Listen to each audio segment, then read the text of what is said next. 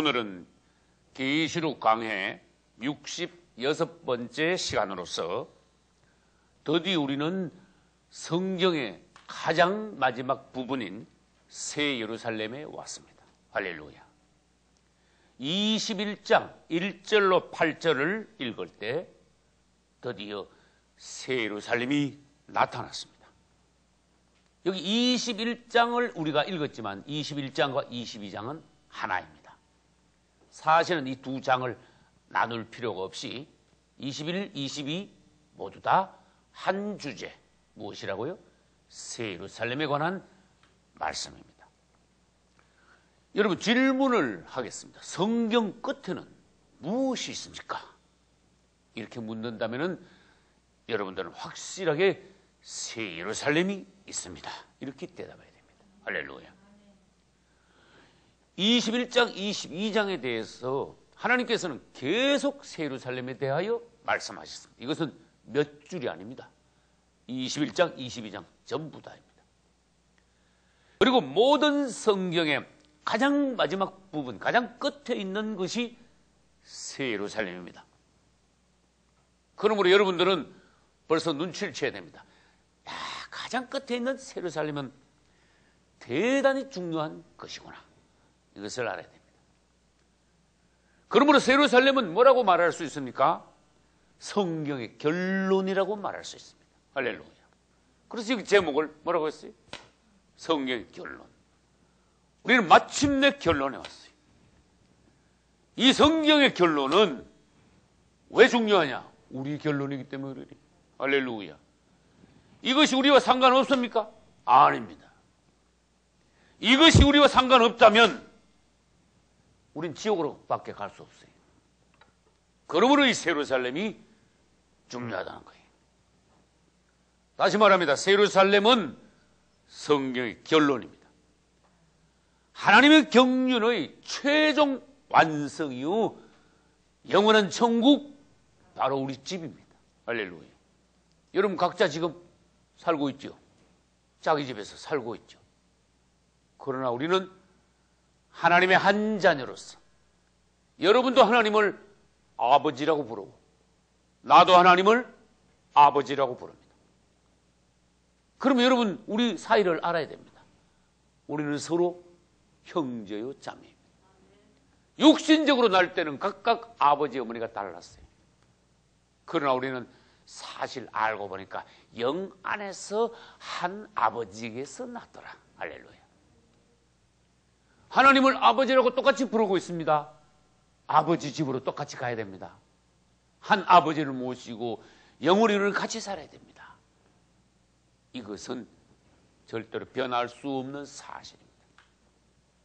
그러므로 새 예루살렘은 영원한 천국이요, 영원한 우리 집이에요. 아버지 모시고.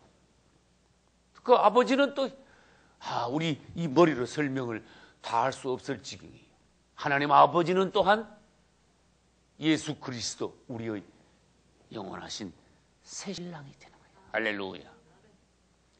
이제 우리는 이 새 예루살렘이 오늘부터 5번, 5주 동안 계속 말씀을 할 텐데 실감나지 않으면 곤란한 거야. 실감나줘야 돼. 천국을 얘기하는데도 전혀 감동이 없다. 실감이 안 난다. 이 사람은 뭔가 하면요, 천국하고 거리가 먼 사람이야. 천국만 얘기하면 막 뜨겁다. 예수님만 얘기하면은 그분이 사랑스럽고 고대하고 빨리 오기를 소망하며 베다네 마리아와 같은 심령이 있다. 그 사람은 분명히 예수님의 신부가 될 사람들이야. 할렐루야. 사람은 어떤 사람 말이지? 감정의 동물이라 그러죠. 성경에 관하여서 가장 놀라운 부분을 설명하는데도 감정이 하나도 없으면 영적으로 그 사람은 문제가 있는 거예요. 다시 말합니다. 성경 말씀을 읽고 들을 때 감정이 풍부해야 돼. 막 뜨거워야 돼. 사랑스러워야 돼. 사모해야 돼. 열렬해야 돼. 할렐루야. 적극적이래야 돼. 할렐루야. 주님은 성경이 창세기도 있게 하셨고 66권 쫙 쫙 나가다가 마지막으로 성경의 결론이 있는 계시록도 있게 하셨어요. 우리는 창세기부터 계시록까지 성경을 다 볼 필요가 있습니다. 그런데 지금은 주님이 무슨 말씀을 하고 계세요? 계시록 강의를 통해서 이제 우리는 마지막 성경의 결론이 왔기 때문에 이 부분에서 성경의 결론에 대해서 분명히 보자는 것입니다. 할렐루야. 창세기에서 천지 만물이 시작되었다면 시작해 하신 하나님께서는 계시록, 즉 천지 만물의 마지막 끝이 있게 하셨습니다. 할렐루야. 우주 만물의 시작도 있고 끝도 있다는 것이에요. 그런데 베드로후서 보니까 이단들이 말하기를 세상이 뭐 끝난다 예수님 오신다 하면서 어디 끝나냐, 언제 오시냐, 봐라 맨날 그 소리 나고 그러면서 세상이 끝나고 주님이 오신다는 말을 이단은 비웃는다 그랬어요. 그러나 너희는 어떠한 사람이 되어야 마땅하냐, 그날을 바라보라. 일어나 머리를 떨라. 신랑 예수 맞이할 준비하라. 신부 단장하라. 반드시 주의 말씀은 1.1억도 변함없이 이루어진다. 그때 가서 후회하지 마라. 하나님께서 은혜 주시고 여유를 주시고 오래 참으실 때 보라, 지금은 은혜 받을 만한 때요, 지금은 구원의 날이로다. 구원받아라. 이제 우리는 새 예루살렘에 오기까지의 그 사건들을 지금까지 계시록 공부하면서 쭉 배워왔는데 한번 일목요연하게 한번 정리를 해볼 필요가 있습니다. 그 처음부터 다 하려면 너무 길지요. 그렇게 주님 지상재림부터 한번 해보자 이거지. 지상재림. 지상재림하면서 질문합니다. 주님이 지상재림을 딱 하실 때 그분의 공중 혼인잔치에서 혼인한 그분의 신부들을 모두 다 데리고 내려오십니다. 내려오시면서 땅에 딱 도착하면서 무슨 사건이 벌어집니까? 아마겟돈 전쟁이 일어납니다. 아마겟돈 전쟁. 아마겟돈 전쟁이 딱 끝나면 주님은 땅을 깨끗하게 정리하십니다. 새롭게 하십니다. 사막이 꽃동산이 되게 하십니다. 그리고 바로 무엇이 시작되는가 하면 천년왕국이 시작되는 것이죠. 예수님이 직접 이 땅에 오셔서 왕이 되어 그분이 직접 통치하시는 시대를 한번 생각해봐요. 우리 이 작은 머리, 둔한 머리 가지고도 기가 막힌 일이야. 그분이 실제로 이 땅에 다시 오신대. 할렐루야. 그분이 왕이 되신대. 그것도 1, 2년이 아니고 1000년 동안 이 땅에 머무르시면서 1000년 동안 직접 이 땅을 통치하신대. 그분은 우리를 지도하시면서 우리에게 은혜 주시고 왕 중의 왕으로서 우리에게 왕권을 주시면 우리는 온 세계 구역을 맡아서 작은 왕들이 되어 예수의 이름으로 이 땅을 통치하게 된다는 것입니다. 그래서 1000년 동안 그리스도로 더불어 왕노릇 하리로다 하는 말씀이 계시록에 있는 것이에요. 천년왕국이 끝나면은 고국과 마곡의 반역이 있습니다. 이 고국과 마곡의 반역 때 하늘에서 불이 내려옵니다. 그때 반역한 자들은 누구냐?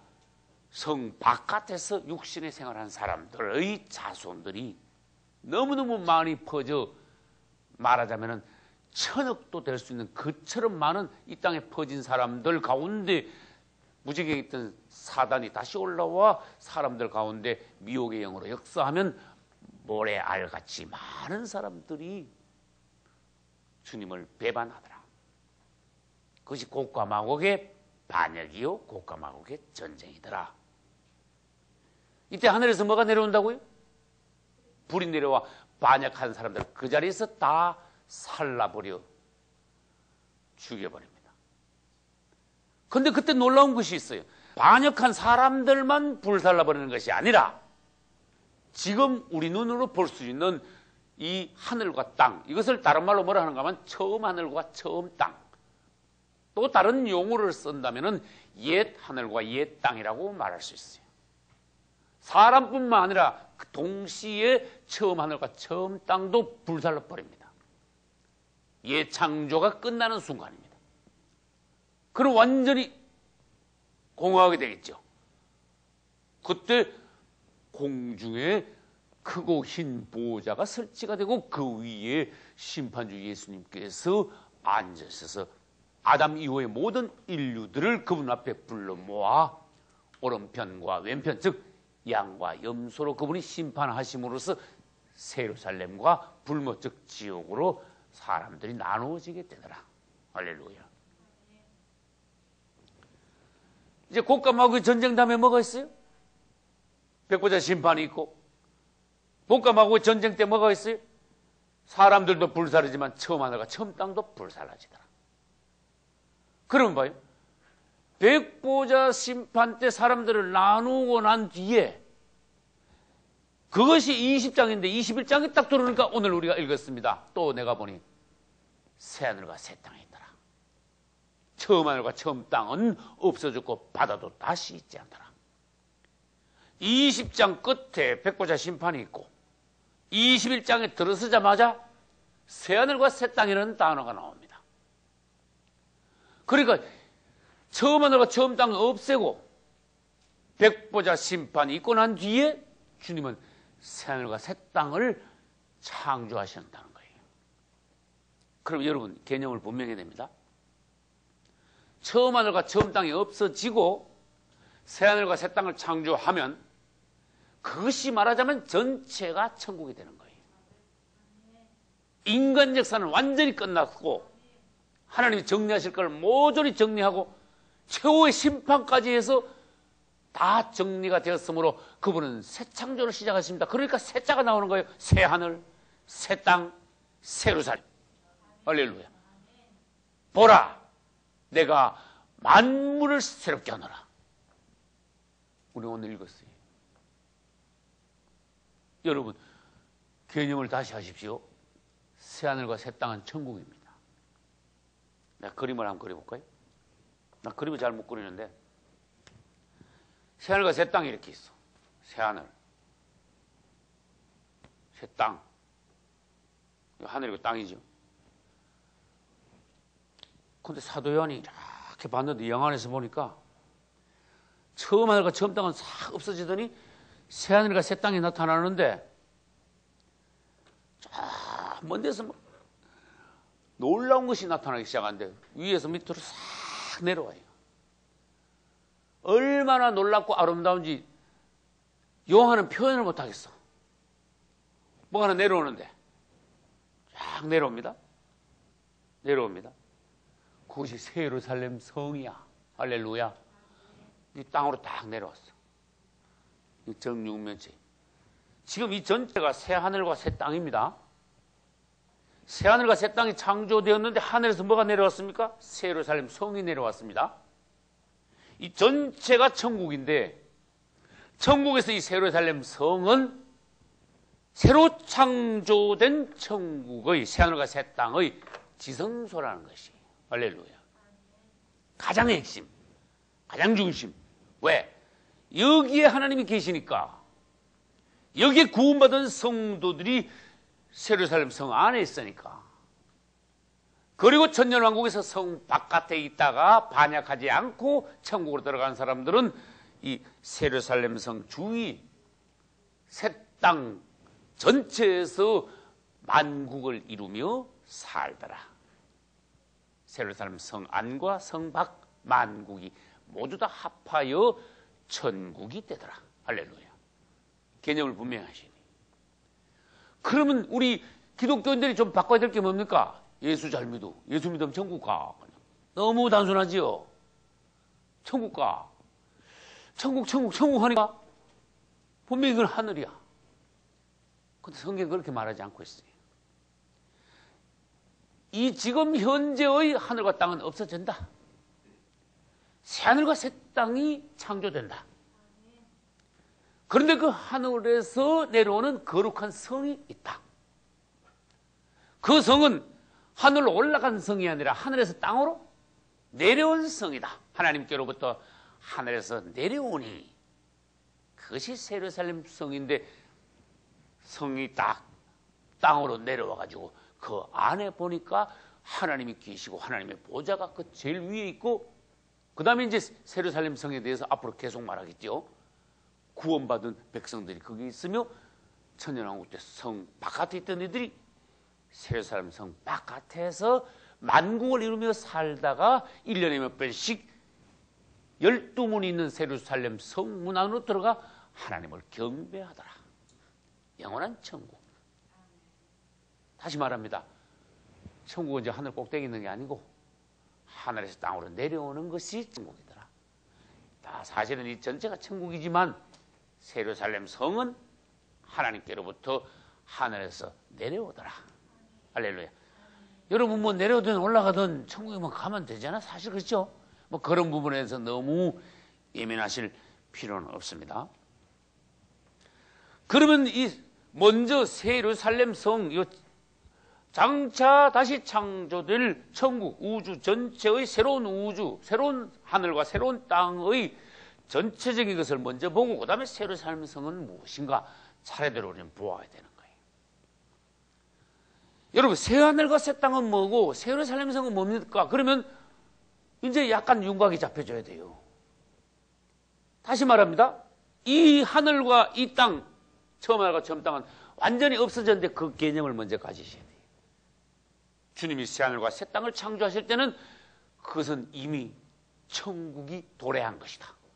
천국이 이루어지고 천국이 온 것이다. 전체가 천국이다. 새하늘과 새 땅에 있는 모든 사람들은 천국에 있는 것이다. 구원받은 사람들이 거기에 오고 구원 못 받은 사람들은 전부 다 어디로 갈 것이다? 불못으로 내려갈 것이다. 그러나 그 중에 세르살렘 성이 중심에 핵심의 세르살렘 성이 있는데 먼저 전체적인 새하늘과 새 땅은 어떠한 것이냐? 무엇이냐? 이것은 한마디로 말해서 새하늘과 새 땅에는 모든 부정적인 것, 소극적인 것, 사단에 속한 것 이것이 다 없어집니다. 처리된다는 것입니다. 할렐루야. 우리는 21장 1절로 8절 읽었지요. 1절 보십시오. 또 내가 새하늘과 새 땅을 보니 처음 하늘과 처음 땅은 없어졌고 뭐도 다시 있지 않더라. 바다도 다시 있지 않더라. 1절에서 먼저 새하늘과 새 땅엔 바다가 없다고 했습니다. 이것이 왜 중요하냐 하는 것을 여러분들이 알아야 됩니다. 예수님과 제자들이 배를 타고 바다를 건너갔지요. 그 그림을 잘 그리셔야 돼요. 파도가 막 일어나가지고 배 탄 사람들을 전부 다 엎어 죽이려고 그랬죠. 주님은 그때 사단을, 귀신을 꾸짖었지요. 바람아 잠잠하라. 파도야 잠잠하라 하고 꾸짖었지요. 바람 파도가 뭘 한다고 거기다 대고 잠잠하라고 막 꾸짖습니까? 그 뒤에 배후에 사단과 귀신들이 있기 때문에 주님은 그 배후에 있는 마귀와 귀신들을 꾸짖은 거예요. 이건 다시 말해서 뭡니까? 우리가 예수 그리스도를 믿는 것은 그분과 같은 배를 타고 바다를 건너 이때 바다가 세상이 이스라엘로 말하면 뭐예요? 광야 40년이. 그 다음에 빠지면 죽지요. 그러니까 바다는 이때의 바다는 물인데도 나쁜 뜻의 물이에요. 물은 좋은 뜻도 있습니다. 생수 그러면 주님이 주시는 것은 생명수는 좋은 뜻이지만 바다 그러면 이건 빠지면 죽는 것이기 때문에 나쁜 것이에요. 사망을 뜻하는 것이에요. 다시 말하면 바다는 세상이며 사망입니다. 그 바다를 건너갈 때 예수님과 같이 우리들이 건너가는데 마귀는 둘러 엎으려고 합니다. 저쪽 건너편 항구까지 도착하지 못하게 합니다. 다시 말해서 천국 가는 도중에서 우리를 엎어버리려 합니다. 예수님이 일어나셔 꾸짖으심으로써 바람과 파도는 잠잠해지고 우리는 소원의 항구까지 도착합니다. 천국에 이른다는 것입니다. 주님과 같은 배만 타면 아무리 파도가 세고 광풍이 불어도 두려워 말라. 할렐루야. 그분을 의지하라. 마귀는 우리를 겁을 줄 뿐이다. 나는 이것을 많이 체험했어요. 많은 사람들이 마귀가 겁을 줄 때 벌벌벌벌 떠는 것을 보았습니다. 마귀가 생활 가운데 여러 가지 일을 통하여서 우리에게 겁을 주고 오지도 않은 일을 벌써 두려움, 공포를 가지고 몇 년 뒤의 일, 몇십 년, 심지어 몇십 년 뒤의 일까지도 근심 걱정하게 만들고 희한한 일이죠. 내일 일은 내일 염려하라고 그랬는데도 아주 외상으로 앞당겨가지고 몇 년 앞에 걸 걱정하는 사람들이 있어. 그거 무슨 뜻인가 하면은 믿음이 그렇게 없냐 그런 뜻이. 하나님 돌아가셨냐 그런 뜻이. 그럼 지금까지는 어떻게 살았냐. 주의 종들을 보라. 얼마나 그 많은 단련 가운데서 하나님 종들을 먹이 살린 걸 봐라. 할렐루야. 하물며 너희들을 주님께서 지금까지 살리신 것 같이 먹이지 않겠느냐. 근데 막이 나가지고 야 그럼 죽어 굶어 네 자식들 어떻게 되려고 그래. 우리가 항복을 시키려고 그래. 그래가지고 세상과 적당하게 타협을 하게 하고 믿음도 중요하지만 살아야 되잖아요. 목구멍이 포도청이잖아요. 뭐 이러면서 주님 보시기에 믿음을 설설 양보하고 팔아먹게 만드는 그게 마귀 작전이에요. 그 소리는 양보할 수 없는 선을 지켜야 됩니다. 이거 이상은 난 양보 못한다. 왜? 요거 넘으면 주님 싫어하시니까. 요거 넘으면 주님의 도움을 내가 받을 수가 없기 때문에. 그래서 우리는 원수들 앞에서 강하고 담대해야 됩니다. 새하늘과 새 땅에 바다가 없단 말은 다시는 사망적인 요소, 마귀의 요소, 세상적인 것이 다시는 없다. 창세기 1장 2절에 보면은 흑암이 깊음 위에 있고, 여러분 다 아시지요 벌써 내용을. 여러분 창세기 말씀을 들었기 때문에 흑암이 깊음 위에 있다. 이 흑암과 깊음은 같이 있습니다. 창세기 1장 2절에서 땅이 혼돈하고 공허하며 흑암이 깊음 위에 있고 하나님의 신은 수면에 운행하시니라. 놀라운 장면이에요. 그때는 이 땅 전체가 흙이 한 줌도 없이 전부 물속에 잠겨있더라. 100% 사망이더라. 그러나 하나님께서 천지 창조를 하시면서 어떤 일이 벌어졌습니까?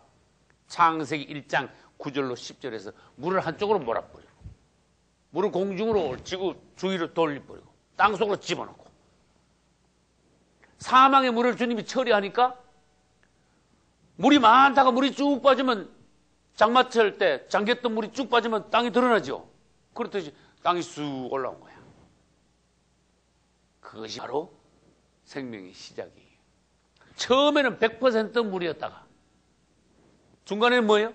50% 물이었다가 성경 결론 새로운 삶이 나타나는 새하늘과 새 땅에 가면은 뭐가 하나도 없어요? 바다가 하나도 없더라. 할렐루야. 전혀 사단의 그림자를 볼 수도 없더라. 그것은 영원한 평화이다. 영원한 행복이다. 절대로 마귀를 찾아도 찾을 수가 없을 것이다. 우리는 반드시 그날이 올 것입니다. 그곳에서 살게 될 것입니다. 영원히 주님을 누리게 될 것입니다. 앞으로 몇십 년만 신앙생활 성실하게 하십시오. 세월을 아끼고 주님을 뜨겁게 사랑하십시오. 여러분들에게는 영원한 보상이 있습니다. 예루살렘의 보상이 있습니다. 하나님은 우리를 거짓되이 착취하시는 분이 아닙니다. 우리가 모두 다 예루살렘 성에 들어가게 하기 위하여 부모의 심정으로 간곡하게 우리를 생명으로 인도하시는 분이 하나님이십니다. 할렐루야. 두 번째로 예루살렘에는 밤이 없다고 그랬습니다. 여러분 21장 25절을 읽으시기 바랍니다. 성문들이 낮에 도무지 닫지 아니하리니 거기는 뭐가 없습니다? 밤이 없습니다. 21장 25절입니다. 여러분 아까 창세기 1장 2절에서 내가 말씀드렸죠. 흑암이 깊음 위에 있고 창세기 1장 2절에서는 완전 깜깜하더라. 아무것도 볼 수가 없더라. 한번 상상해봐요. 이 지구가 100% 깜깜하고 100% 물에 잠겼어. 이걸 그림을 그려보면요 100% 사망이야. 완전히 마귀가 완전히 장악한 것을 말이에요. 그것은 다른 말로 하면 하나님의 저주입니다. 또 다른 면으로 영적으로 바꾸면 우리가 구원받기 전에 우리 자신의 속사람이 그랬다는 겁니다. 물로 가득 찼고 흑암으로 꽉 찼더라. 그러나 창세기 1장 3절부터 시작해 하나님께서 오셔서 처음에 빛이 있으라. 이제 생명이 시작되는 거예요. 우리의 구원의 역사가 그것입니다. 처음에는 밤이 100% 흑암으로 장악되었다가 그 다음 빛이 있으라니까 밤낮이 구별되었습니다. 할렐루야. 이게 마귀가 이 땅을 잡고 있다가 50%는 낮이고 50%는 밤이고 50%는 낮이고 왔다 갔다 하는 거야. 우리가 지금 땅에 살고 있죠. 하나님의 은혜도 받을 수 있고 마귀한테 붙잡힐 수도 있고 우리 속에 하나님의 성령도 들어올 수 있고 죄 지으면 우리 속에 귀신도 들어오고 회개하면 나갔다가 범죄하면 귀신 또 들어왔다가 이 완전히 땅에 살고 육신 가운데 있으니까 이게 왔다 갔다 하는 거야 지금. 50%는 낮이다가 50%는 밤에다가 50%는 물이다가 50%는 육지라다가 그러다가 예루살렘 성에 가면 뭐예요? 밤도 완전히 없어지고 바다도 완전히 없어지고 영원한 천국, 영원한 생명, 영원한 기쁨, 영원한 자유. 이것은 영원합니다. 할렐루야. 계시록 21장 25절에 오니까 다시 밤이 없더라. 밤 깜깜한 거 사망이고 사탄을 상징하는 거예요. 바다도 없고 밤도 없고 세 번째 예루살렘 성 새 하늘과 새 땅에 가면요 모르는 것이 하나도 없게 돼. 할렐루야.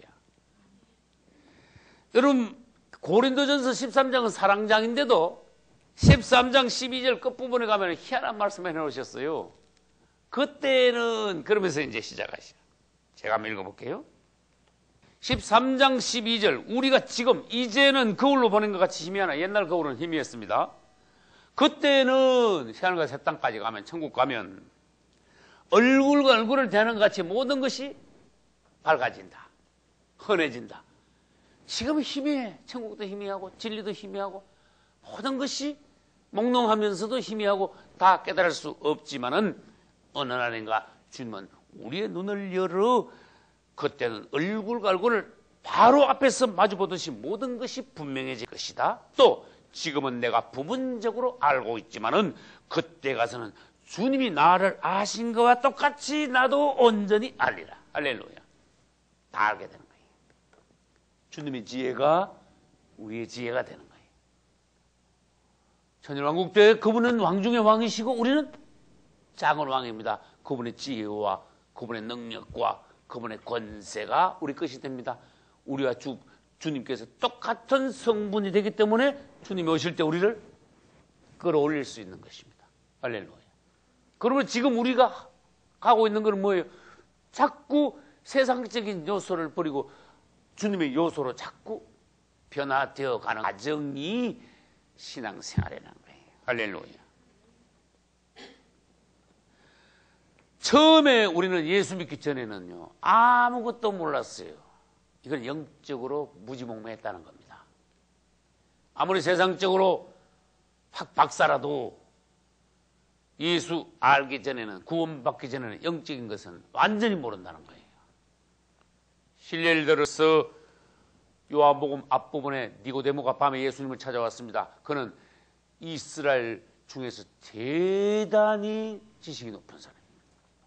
존경받는 사람, 나이가 지긋한 사람, 하나님을 경외하는 사람. 그런데도 예수님을 모르고 바리새인 중에 바리새인인데 거듭나지 못했어. 바리새인들의 특징이 그래. 성경을 알고 하나님을 경외하는데도 거듭나지 못하니까 예수님을 모르고 성령 받지 못하니까 영적인 면을 모르더라. 그들이 아는 것은 모두 다 지식적이더라.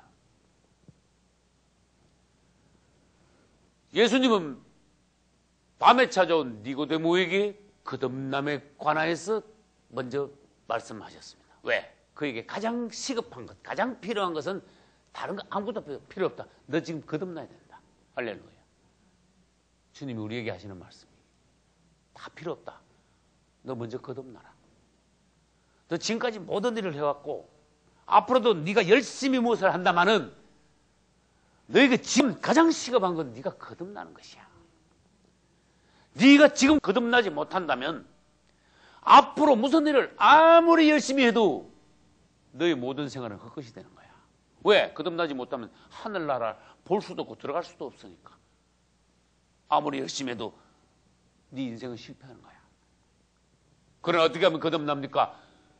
주 예수 그리스도를 알고 믿고 부르고 그럼으로써 그분을 사랑함으로써 그분이 나에게 오시게 되어 있습니다. 그분을 영접하면 그분은 오시게 되어 있습니다. 우리가 심령을 열고 그분을 영접하는데 야, 나 너한테는 안 가. 그럴 뿐이 아니란 말이에요. 심령을 열고 그분을 믿고 부르고 사랑하면 그분이 우리 안에 오십니다. 그분이 우리 안에 오실 때 그분의 생명이 우리 안에 들어오니까 그것을 거듭난다고 말하는 거예요. 그래서 우리는 구원받은 하나님의 백성이 됩니다. 그분이 우리 안에 오시니까 그분의 지혜도 우리 안에 오게 됩니다. 뭔가 영적으로 열리게 됩니다. 옛날에 전혀 깨닫지 못했던 영적인 진리가 깨닫게 됩니다. 하나님의 말씀이 믿어집니다. 뜨거워집니다. 하나님을 알고 사랑하게 됩니다. 성경에 어려워 보이는 모든 것들이 들으면 들을수록 꿀맛 같습니다. 뜨겁습니다. 소망이 됩니다. 내 안에 놀라운 천국의 기쁨이 있게 됩니다. 이것이 살아있는 신앙생활이요. 거듭난 성도의 모습인 거예요. 할렐루야. 예수 믿기 전에는 어떤 박사라도 영적인 데 대하여 전혀 모르다가 예수 믿고 나면은 이제 영적인 세계가 열립니다. 알게 됩니다. 봉사가 마치 눈을 뜬 것 같이 됩니다. 그러나 그것이 다가 아닙니다. 이 새하늘과 새 땅에 가면은 100% 알게 됩니다. 주님과 똑같은 수준까지 올라가게 된다고 아까 고린도전서 13장 12절에서 말씀하신 것입니다. 그때는 내가 온전히 알리라. 할렐루야. 네 번째로 새하늘과 새 땅에 가면은 아까 4절에서 말씀하셨습니다. 다시는 눈물이 없다. 사망도 없다. 애통하는 것이나 곡하는 것이나 아픈 것이 다시 있지 아니하려니 보라 내가 만물을 새롭게 하노라. 이야, 얼마나 놀랍습니까? 이거 여러분이 노력해서 돈 주고 산 겁니까? 아니잖아. 하나님이 그분의 사랑하는 자녀들을 위해서 예배해 놓으신 것이잖아요. 그냥 길 가던 사람 보고 여기 잔치가 있으니까 들어와서 마음껏 먹어라. 우리를 위해서 잔치를 차려놓은 것과 같은 천국을 예배해 놓으신 거 아닙니까? 우리가 그분이 예배해 놓으신 이 천국, 놀라운 새하늘과 새 땅의 새 예루살렘을 들어가서 누리라고 주님께서 우리에게 말씀하시고 오라. 아무나 오라. 누구든지 오라. 할렐루야. 거기는 눈물이 없다. 너희들이 땅에 살면서 많은 고통을 겪었느냐? 걱정 마라. 조금만 기다려라. 거기 가면 절대로 눈물이 없다. 고통스러운 것이 없다. 우는 것이 없다. 애통하는 것, 아픈 것 다시는 있지 않을 것이다. 사망이 없다. 할렐루야. 이래도 여러분 천국을 상상할 수 없다면 문제가 많은 거야. 이 설교 듣고 천국이 상상이 안 되면요, 야, 나 문제 많구나. 그렇게 생각해야 돼요. 막 소망이 되고 막 뜨거워야 돼. 그것이 기도가 돼야 돼. 주님, 내 모든 것을 걸고 이곳에 가게 해주세요. 농부가 밭을 갈다가 부화를 발견했는데 기뻐하며 돌아가 자기의 모든 것을 팔아 그 밭을 샀나니라. 주여, 내가 예루살렘 성을 발견했으니 내 모든 인생을 걸고 이 예루살렘을 살 수 있게 하소서. 나는 농부가 부활을 발견하듯이 예수님을 발견했고 천국을 발견했습니다. 나의 모든 것을 드리겠나이다. 내 생명을 걸겠나이다. 주님, 나에게 이것을 주소서. 그 사람 100% 들어가. 할렐루야. 감동도 없고 뜨겁지도 않고 기도도 안 하고 들어도 그냥 밍밍밍하고 문제 많다 이거죠. 여러분 신앙생활 하되 확실하게 하십시오. 분명히 하십시오. 천국은 여러분들 것이 됩니다. 할렐루야. 이 새하늘과 새 땅에 대하여서 구약 성경에서도 벌써 말씀하셨다는 것을 저는 놀랐습니다. 이사야 65장과 66장에 가면 새하늘과 새 땅을 주님이 계속 말씀하셔요. 그 다음에 베드로 후서가도 새하늘과 새 땅을 또 말씀하셔요. 이사야 65장 17절 보라 내가 새하늘과 새 땅을 창조하나니. 할렐루야. 여러분 구약에서 벌써 이사야에서 새하늘과 새 땅을 창조한다고 말씀하셨으니까 깜짝 놀라야 된다니까요. 구약시대 사람들도 벌써 새하늘과 새 땅에 대한 개념이 있었다는 거예요. 이전 것은 기억되거나 마음에 생각나지 아니할 것이다. 세상적인 육신 가운데 있을 땅에 있을 동안에 그 고통스러웠던 것, 고생스러웠던 것, 애통했던 것 다 지나갈 것이다. 생각나지 않을 것이다. 영원한 천국이 너희 앞에 있을 것이다. 할렐루야. 그 다음에 이사야 66장 22절에 가면 나의 지을 새하늘과 새 땅이 내 앞에 항상 있을 것 같이 너희 자손과 너희 이름도 내 앞에 항상 있으리라. 왜? 우리는 그분의 자녀가 되었으니 그분과 절대로 떨어질 수 없으니 새하늘과 새 땅에 우리와 우리 자손들이 영원할 것이다 라고 주님 우리에게 약속의 도장을 찍었습니다. 주님을 찬양합니다. 그러면 이제 새하늘과 새 땅을 봤는데 새 예루살렘은 뭡니까? 새 예루살렘은 아까 말씀드렸죠? 다시 창조될 새하늘과 새 땅의 핵심, 중심, 지성소, 그것이 바로 새 예루살렘이요 새 예루살렘 성이라고도 말합니다. 이 새 예루살렘 성은 몇 가지로 정의를 할 수 있습니다. 첫째, 성경의 모든 계시의 총체적인 결론이야. 결론이 완전히 마무리가 딱 돼줘야 되는데 모든 성경의 결론은 뭐예요? 새 예루살렘에서 총체적으로 결론이 나버려요. 할렐루야. 그래서 새 예루살렘을 충분히 우리들이 연구하고 영안에서 볼 필요가 있어요. 성경 66권은 이 새 예루살렘이 나오지 않으면 결론이 안 나. 완전히 희미한책이 돼버려. 끝이 없는 성경. 그러나 주님은 얼마나 명쾌합니까? 이렇게 성경이 마무리된다 이거예요. 우주가 마무리되고 우리의 결론이 여기에서 난다 이거예요. 결론은 결론이지만 이것은 또한 영원한 것입니다. 그 다음 두 번째로 천지창조 이후에 하나님은 막 계속 이루어오셨어요. 그분은 성경에 보니까 주무시지도 않더라 일어났어요. 그분의 역사를 위하여. 그런데 그분의 역사가 어디 가서 완성되느냐?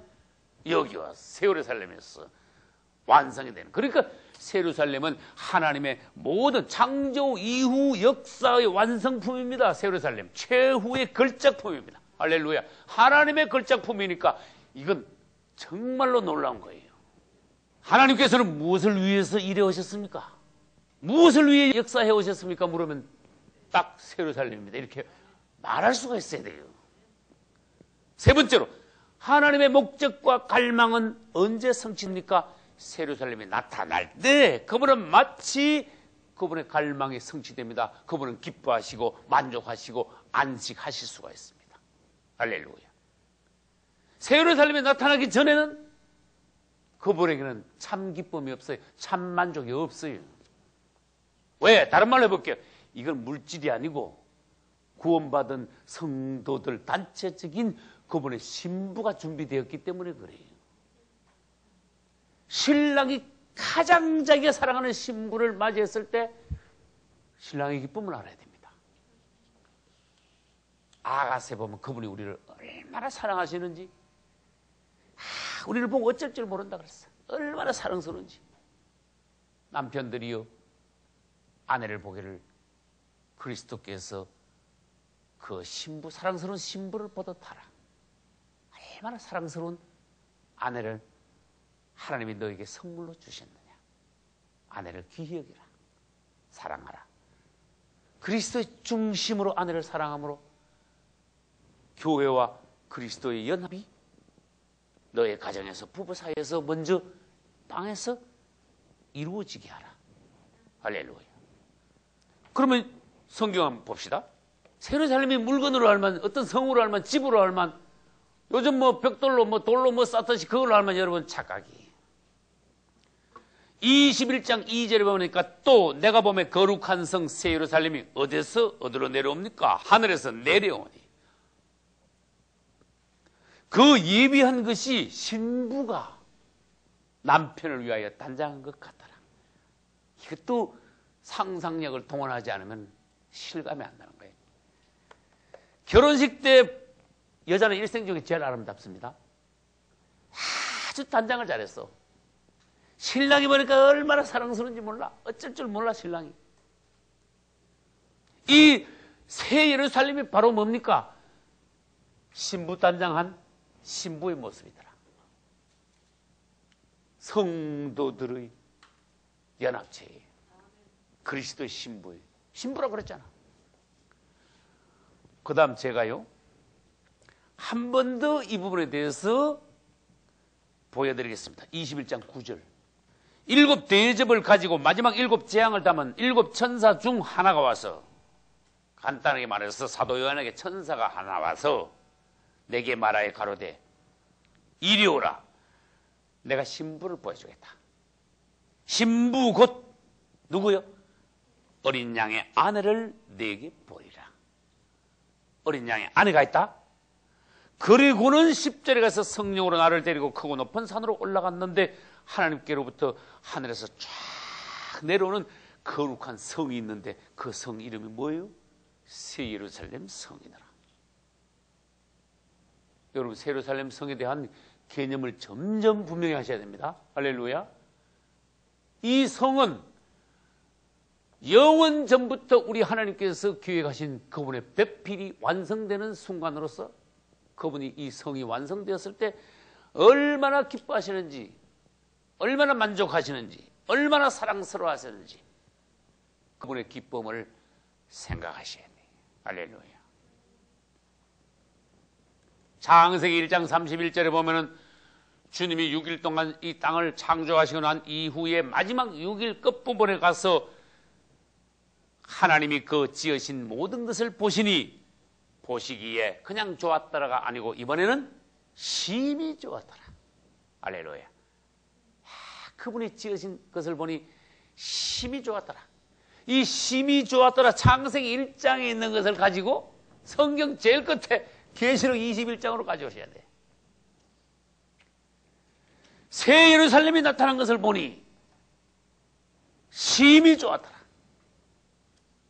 신랑이 가장 사랑스러운 신부를 보듯이 심히 좋았더라. 우리는 하나님의 기쁨의 대상입니다. 할렐루야. 우리는 보기에 이것도 부족하고 저것도 엉망이고 막 부끄럽고 그렇죠. 우리가 신부 단장하여 그분 앞에 섰을 때 그분은 우리를 보고 어쩔 줄 모르며 아주 기뻐하십니다. 사랑스러워 하십니다. 금이야 오게 하십니다. 사랑스러운 나의 신부야. 아가스에서 노래하신 것 같이 그분은 우리를 참으로 사랑스럽게 귀히 여기시는 것입니다. 할렐루야. 네 번째로 새 예루살렘은 모든 성경에 질문을 한다면은 해답이 새 예루살렘이에요. 하나님이 천지 만물을 왜 창조했습니까? 결론에 가서 창조에서 계속 창조 이후의 다사다난한 역사를 거친 후에 새 예루살렘을 창조하시기 위해서, 만드시기 위해서, 새 예루살렘을 낳기 위해서. 예수님께서 이 땅에 왜 오셨습니까? 새 예루살렘을 창조하려니까 마귀가 와가지고 완전히 하나님의 가는 길을, 계획을 엉망으로 만들어 버렸어요. 그렇게 주님이 오셔서 정리하시지 않으면 안 돼. 그래서 하나님의 아들이 나타난 것은 마귀의 일을 멸하려 하심이라. 이 마귀가 엉망으로 만드는 거 완전히 정리해버리고 하나님의 본래의 계획인 새 예루살렘을 창조하시는데 지장이 없도록 다시 길을 닦으시는 것이 예수님이 오신 목적이에요. 죄를 없이 하고 죄인들을 구원하시고 하나님의 뜻을 이루시는데 예수님은 하신 여러 말씀 중에 다 이루었다라는 말씀도 있어요. 할렐루야. 예수님 십자가에 왜 죽었습니까? 왜 부활하셨습니까? 그분의 재림의 목적은 무엇입니까? 그것도 다 새 예루살렘을 위한 것이며, 그러면 오늘날 우리의 목표는 어디에다 두어야 됩니까? 그냥 천국 그러지 말고 새 예루살렘이 우리의 목표가 되어야 합니다. 새 예루살렘을 위하여 우리는 있어야 한다는 것입니다. 할렐루야.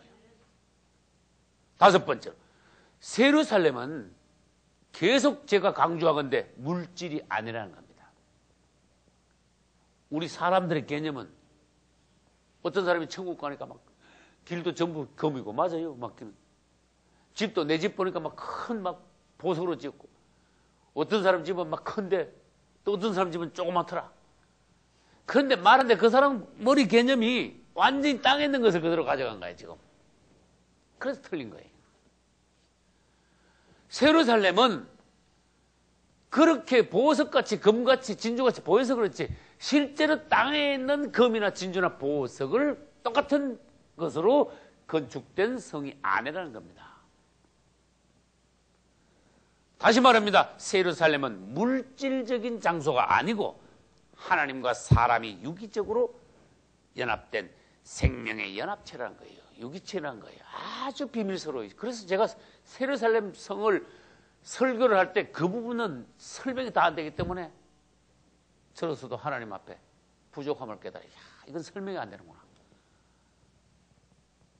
여러분들이 깊이 기도하여 하나님 마음에 들어가면 예루살렘을 점점 더 실감할 수 있을 것입니다. 할렐루야. 그러면 예루살렘은 물질이 아니고 하나님과 사람의 유기적인 생명의 연합체로 했는데 그것은 성경에서 그림자를 볼 수 있어요. 그러면 이해를 도와주는 거예요. 창세기에서 하나님께서는 6일째 아담과 하와를 지으시고 2장에 가면은 아담과 하와를 어떻게 했어요? 결합시켰어요. 그러면서 거기서 비밀한 말씀을 하셨습니다. 아담과 하와 그 둘이 합하여 한 육체가 될지니 일어났어요. 이게 비밀이에요. 오늘날 부부들이 결혼하여 남자와 여자가 만났지만 둘인 것 같지만 하나님께서 보시기에 부부가 결혼하여 연합할 때 하나님 완전히 하나로 보시는 것이다. 둘이 한 육체 이런 단어를 쓰셨어요. 한 몸 하나가 되는 거예요. 둘이 하나가 된다는 이러한 비밀스러운 개념은 땅에서 육체적으로 눈으로 보기에는 두 남녀가 만나서 서로 사랑하여 결혼함으로써 부부가 됨으로써 이게 성취되는 것 같지만 궁극적으로는 영적으로는 어떻게 돼요? 예수 그리스도와 교회가 서로 연합하여 결혼하여 앞으로 우주적인 연합체 한 몸이 될 것이다. 완전히 그분과 성도들이 하나가 될 때 그것이 예루살렘 성이 될 것이다. 연합체의 생명체의 유기체예요. 이건 설명이 도저히 우리 이 작은 머리 가지고 설명이 다 안 되는 거예요. 여러분 예루살렘을 보시고 사모하시고 들어가시고 예루살렘에 되셔야 됩니다. 할렐루야. 아담과 하와를 통해서 부부의 연합의 비밀을 보여주셨죠. 그분은 또 뭐를 보여주시는가 하면은 성막을 건축할 때 조각목에다가 더하기 금을 입히라고 그랬어. 이게 또 비밀이에요. 사람과 나무죠. 금은 하나님께 속한 거예요. 사람과 하나님이 완전히 어떻게 하나가 될 수 있다는 것을 성막에서 조각목에다 금을 입힘으로써 벌써 보여주셨어. 3,500년 전에 벌써. 이 둘이 완전히 하나가 되어가지고 조각목에다 금을 입힌 하나님이 보여주신 모든 항목들을 만들 때 그것이 조합이 되어가지고 성막이 건축이 됩니다. 그 성막은 바로 예루살렘의 모형이란 거예요. 성막이 발전하면 성전이 되죠. 성전은 신약에 와서 교회가 되죠. 교회는 결국 뭐가 돼야 됩니까? 예루살렘 성이 돼야 되잖아요. 그러니까 성막은 뭘로 이루어졌어요? 조각목에다가 금을 입힌 많은 항목들이 있습니다. 다른 것도 많습니다만 이것은 무엇입니까? 인간적인 것과 하나님에 속한 것이 뭔가 연합이 될 수 있는 것이구나. 아담과 하와가 연합하듯이 조각목과 금도 연합이 되는구나. 그 다음에 제사를 지낼 때 하나님은요, 제사를 살아있는 동물로도 드리지만 식물로도 드리고 여러 가지 있습니다. 밀가루에다가 기름을 섞어서 만드는 제물이 있어요. 이것도 놀라운 거예요. 밀가루는 인성을 의미하고 기름은 신성을 의미해요. 기름 그러면 성경에서 기름 그러면 성령을 바로 떠올리시기 바랍니다. 밀가루에 기름을 섞는다는 것은 묘한 거예요. 인성에 신성이 섞일 수 있다는 거예요. 밀가루하고 기름하고 막 여러분 계속 섞었다 그럽시다. 완전하게 섞였다 그럽시다. 요걸 구워가지고 하나님께 올리는 거예요. 하나님이 이것을 기쁜 제물로 받으시는 거예요. 그러므로 이걸 계속함으로써 다음에 후대 세대에 우리에게 뭔가 보여주시는 거예요. 너희들이 주님과 이렇게 완벽하게 섞여야 된다. 하나가 돼야 된다. 그렇게 되어 올려질 때 하나님이 기뻐하시는 것이다. 그것이 온전한 제물이 되는 것이다. 그런데 이번에는 너무나 놀라운 사건이 벌어졌어요. 예수 그리스도. 이분이 딱 나타나신 거야. 2000년 전에. 이분은 얼마나 놀라운 분인가 하면은요, 겉은 완전히 사람이야. 그런데 그분의 속 사람은요, 신성의 모든 충만이 육체 안에 거하신다. 골로새서 그렇게 말씀하셨어요. 전 이 부분을 읽을 때요, 내 머리 가지고 도저히 묵상이 안 되더라고요. 신성의 모든 충만이 육체 안에 거하신다. 여러분, 이 단어가 얼마나 놀라운 비밀스러운 아주 오묘한 단어입니까? 예수님이 딱 서 계시는데 앞만 봐도 사람이야. 맞죠? 사람도 초라한 사람이었어. 조각목 같았어. 나무 중에 제일 값없는 나무. 흐름한 나무. 그런데 그분의 속이 놀랍더라.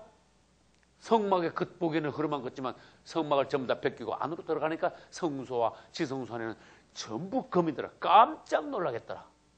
금은 하나님이 합니까? 겉보기는 흐름했지만 속은 금이더라. 예수님이 나타나시는데 아무도 그분을 존경하지 않더라. 그러나 그분의 속 사람은 신성의 모든 충만으로 가득하더라. 할렐루야. 그래서 우리 예수님은 겉보기엔 사람이지만 속은 뭐예요? 하나님이다. 하나님과 사람이 이렇게 완벽하게 하나가 될 수 있다. 예수 그리스도 그분을 보라. 어쩌면 그렇게 하나님과 사람이 완벽하게 하나가 될 수 있느냐. 너희들도 그분을 바라보고 그분을 믿어라. 사랑하라. 그분을 부르라. 그분의 말씀을 계속 받아먹어라. 너희들도 어느 사이에 예수 그리스도화 되어 있을 것이다. 할렐루야. 꾸준하게 그분을 가까이 하라. 꾸준하게 그분을 먹으라. 그래야만 너희도 작은 예수가 될 것이다. 할렐루야. 이것이 바로 뭡니까? 새 예루살렘은 물질이 아니라 하나님과 사람의 유기적인 생명의 연합체라는 것을 성경 여기저기에서 보여주신 것입니다. 여섯 번째로, 아까 말씀드렸습니다. 새 예루살렘은 저 하늘 위에 있는 것이 아니라 새하늘과 새 땅 가운데서도 하늘에서 땅으로 내려온 성이더라. 이 개념을 바꿔야 돼요. 천국 올라간다, 천국 올라간다. 그 개념이 좀 바뀌어야 돼. 새하늘과 새 땅에서 새 예루살렘은 하늘에서 땅으로 내려오더라. 할렐루야. 주님, 내려와도 좋고 올라가도 좋습니다. 새 예루살렘 성이면 됩니다. 할렐루야. 예수님 아니면 됩니다. 할렐루야. 그 다음 일곱 번째로 새 예루살렘은 하나님의 성입니다. 그러나 성경 끝에 계시록 17장 18장에는 사단의 성도 있다는 것을 보여주셨어요. 계시록 17장과 18장에는 사탄의 성의 결정체, 그 다음에 집합체, 사단의 성에 완전히 전성기가 큰 성 바벨론에 일어났어요. 하나님의 성의 결론은 새 예루살렘 성, 마귀의 성은 큰 성 바벨론. 마귀 성 바벨론 성은 크기만 하더라. 이 세상이요 굉장히 방대해졌다는 것을 말해요. 하나님의 성보다 사단의 왕국에 사람이 더 많다는 걸 말해요. 지금 이 땅에 있는 사람 중에 10%가 채 안 됩니다. 하나님의 성 안에는. 큰 성 바벨론 안에는 90% 이상이 있습니다. 이 땅의 사람들 가운데. 복 받았다는 걸 아시기 바랍니다. 할렐루야. 큰성 바벨론은 철저히 멸망된다는 것을 계시록 17장 18장에서 우리는 계속 봤습니다. 그러나 예루살렘 성은 영원하고도 영원하더라. 할렐루야. 여러분들은 예루살렘 성이 얼마나 좋다는 것을 상상을 할 수가 없습니다. 나도 설명할 수가 없습니다. 이거는 정말로 놀랐기 때문에 내가 설명하다가 오히려 예루살렘을 망칠 수가 있어. 도로 흘릴 수가 있어. 그게 놀랍다는 것만 아시고 사모하십시오. 여러분, 우리 같이 나가면 반드시 여기 들어갑니다. 여기서 영원히 우리는 주님 모시고 영원히 같이 살 겁니다. 우리 한 가족입니다. 할렐루야. 여덟 번째로, 성경의 처음 두 장이 뭡니까? 창세기 1장, 2장. 무죄의 시대, 죄가 없는 시대예요. 성경의 마지막 두 장이 뭡니까? 지금 우리가 하고 있는 계시록 21장, 그 다음에 22장. 그럼 같은 게 뭡니까? 앞에 두 장하고 뒤에 두 장하고 같은 게 뭡니까? 그러면 대답을 할 수가 있어야 돼요. 앞에 두 장도 죄가 없고, 할렐루야. 뒤에 두 장도 이제 죄 없는 시대가 왔어요. 왜? 마귀가 처리됐으니까. 그러니까 창세기 1, 2장도 무죄의 시대, 계시록 21장, 22장도 무죄의 시대. 할렐루야. 영원히 죄 없는 무죄 시대 안에서 우리는 천국을 누릴 것입니다. 마지막으로 예루살렘과 새 예루살렘을 비교하고 마치겠습니다. 예루살렘은 땅에 있지만 새 예루살렘은 하늘에 있습니다. 할렐루야. 아브라함과 이삭과 야곱이 하늘에 있는 성 새 예루살렘을 사모했다, 바라보았다고 성경은 히브리서에서 말하고 있습니다. 예루살렘은 물질적인 성이지만 새 예루살렘은 영적인 성입니다. 생명체의 성입니다. 예루살렘은 이스라엘 유대인들을 위한 것이지만 새 예루살렘은 우리 그리스도인들 성도들을 위한 것입니다. 이제 여러분들은 새 예루살렘을 바라보시고 점점 주님을 닮아감으로 주님 오실 날 하자 없이 새 예루살렘 성 안으로 들어갈 수 있기를 예수 이름으로 축원합니다.